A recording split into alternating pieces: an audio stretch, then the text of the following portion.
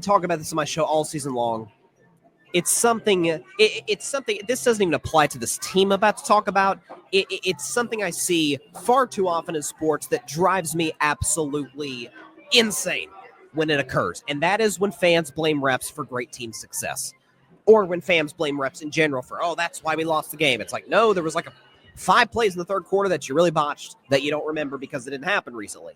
But there's this absurd notion that has been pushed by media members. It's certainly been pushed by social media because, well, it's social media. Welcome back, TikTok. You weren't missed that much. You were gone for like 5 seconds.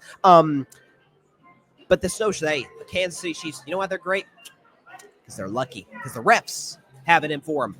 Or not have it in for them, but are in the bag for the Kansas City Chiefs. This is obviously not based in fact. We'll get to that on this week's edition of Carving Up the Context. So, as the head coach of the Colorado Buffaloes, and of course, not the head coach of the Dallas Cowboys, primetime Deion Sanders says, give me my theme music.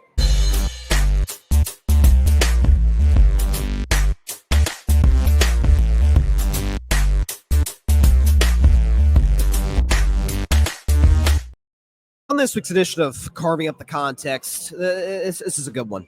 Kansas City Chiefs and this idea that the refs are pushing them over the top as it pertains to winning these football games. So it is worth noting when it comes to Kansas City and the relationship, because there was a couple of controversial calls made in this game. There's one early in the game in the first half that I felt like Joe Buck and Troy talked about and I love Joe and Troy, but talked about the entire drive with the roughing the passer against Mahomes, which for the record went to replay. NFL upheld it. So one, like, it was split second, and it was like, oh gosh, we missed that. NFL replayed it, and they said yes, that was roughing the passer. Whether we agree with it or not, and I don't think it was roughing the passer on second look.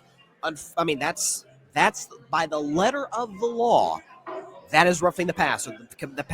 From Will Anderson, we don't have the rights to show the footage on the show, but the Will Anderson high hit on Patrick Mahomes. So that's one piece of it. The other thing that just is amazing to me,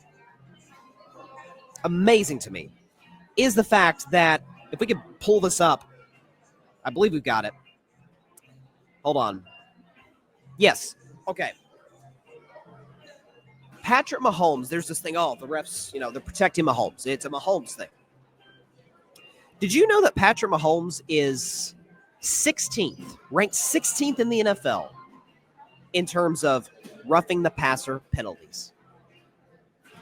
16th, right? That smack dab in the middle of starting quarterbacks. Seemed like the refs forgot to call a few more if they've really got the back from Mahomes, am I right? There's also this notion, those 2 games at the end of 2022 when the Chiefs won their first of back-to-back Super Bowls, and who knows, maybe 3 straight. That game at the end against Cincinnati, the hit on the sideline against Mahomes by the Bengals linebacker who pushed Mahomes while he was out of bounds, putting the Chiefs in field goal range, and then Butker walked it off. Said player said after the game, yeah, that was a penalty. That's my bad. And then the Super Bowl, James Bradberry holding Juju Smith-Schuster. Bradberry said after the game, yeah, I held him. And I remember talking about that the day after the show. I'm like, guys, watch the play. Is James Bradberry holding Juju Smith-Schuster? Yes. Is he impeding his progress? Yes. Therefore, that is holding. We may not want to see it called in the last 2 minutes of a Super Bowl. It may be anticlimactic to a certain degree, but it was a penalty. There's just no other way around it. It was a penalty. There's also, again, a lot of the stuff we don't have the rights to show because we don't. The George Pickens segment we did a couple weeks ago got copyrighted. I don't know, so we're not going to risk that this time. Monetization, y'all. Anybody see that Bills-Broncos wild card game? Anybody see that? The one where Josh Allen's on the sideline and Bill Vinovich, who's a longtime NFL referee, walks over to the sideline to Josh Allen, is kind of whispering in his ear, and like gives a little pat. It's like, okay, that's not a great look. Refs are supposed to be impartial.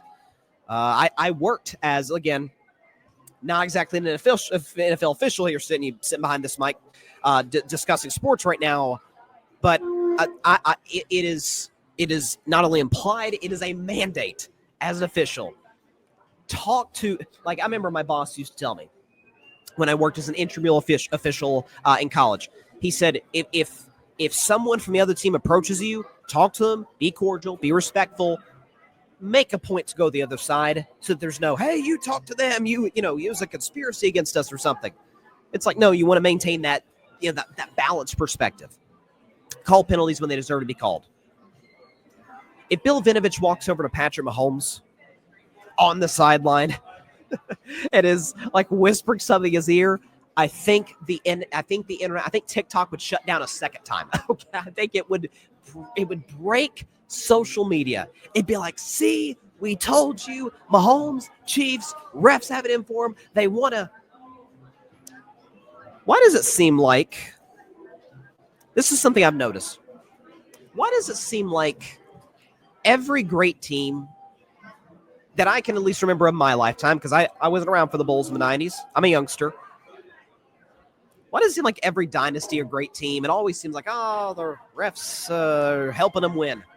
I actually saw a post today on the NFL memes, which is a hilarious follow. Sometimes they cross the line a little bit. Nonetheless, they're a fun follow on social media. Remember that? There's an NFL memes post where it said, yeah, the Chiefs get all the calls, but remember this BS we had to deal with? And it was Tom Brady, ironically, against the Chiefs, AFC title game, Mahomes versus Brady, where they call a roughing the passer on Chris Jones, and then you look at the replay, you're like, he literally barely touched him. Not even like in a football context, like he actually literally barely touched the guy. It's like, oh, the Patriots used to get all the calls. No, the Patriots just on TV more than anybody. They're in more games than anybody, in more big games than anybody. Therefore, any bad call is accentuated and is brought to a level where it's like, oh, they get all the calls. No, they just play in all the games. They just so happen to win all the Super Bowls. They just so happen to have the best quarterback. For a long time, they had the best coach, and they just do football better than you do. As for the Houston Texans, DeMeco Ryans, who I have utmost respect for, I think DeMeco's an excellent head coach. He says after the game, he says, hey, you know what? We knew it was us against everybody, and I mean everybody. Obviously implying that it was the Texans versus the Chiefs and the refs. Will Anderson and multiple other Texas players like, hey, it was a situation where we knew the calls weren't going to go in our favor. You know, if the Texans hadn't worried so much about that, it may have led to their special teams pretty much not, but it may not have led to their special teams basically losing the game by themselves. The fumble on the opening kickoff, Chiefs field goal, two more, or a missed extra point, there's 4 points, another missed field goal, 3 points, and then a blocked field goal. My bad. Blocked field goal, right? That had to be lucky. That had to be a lucky block by the Kansas City Chiefs, because I was told when Denver blocked when they blocked Denver's walk-off field goal attempt in the middle of the season, that was lucky too, right? Because blocking a field goal takes no skill, athleticism, or coaching whatsoever, and it is becoming a really tired. They used to say this about my Golden State Warriors. Oh, Steph gets all the calls. No, he doesn't. Steph gets the worst whistle of any superstar in the NBA. I'd kill for Steph to have the Joel Embiid whistle or the Shai Gilgeous-Alexander whistle. Nonetheless, all the refs have it in the bag for the Warriors, and they have it in the bag for the Patriots, and they have it in the bag for Alabama football and UConn women's basketball, and all the greats who just so happen to get the calls, or because they're in more big games, matches, whatever you want to call it. It's just accentuated more because they're on TV more with a bigger audience. I mean, I cannot tell you, is there not a game? It's not available now because we're in the playoffs, but just archive this. Wait till next season. Watch an Indianapolis Colts and Tennessee Titans game, AFC South, and just watch that. I don't want to put you through that, because you have better things to be doing with your dates than to watch. Well, the Titans could get the first pick, but as of right now, Will Levis versus Anthony Richardson. I know people have better things to do with their time. We all do. Just watch that game for 3 hours straight and see if you don't find 3, 4, 5 calls. You're like, oh my gosh, how did they miss that? Or why did they call that? But the Chiefs you usually don't need Sunday ticket to watch the Chiefs, because the Chiefs are on Sunday Night Football, the big game on CBS, and sometimes on Fox, and Thursday Night Football, and Black Friday, and all the big games, Monday Night Football, and ESPN. So we're going to see them. There's going to be calls, and we're like, oh, okay, that's bad. And oh, the Chiefs seem to get those calls because I watch the Chiefs more than everybody else because they're the most watched team in the NFL, because they play the most big games in the NFL, because they're the best team in the NFL.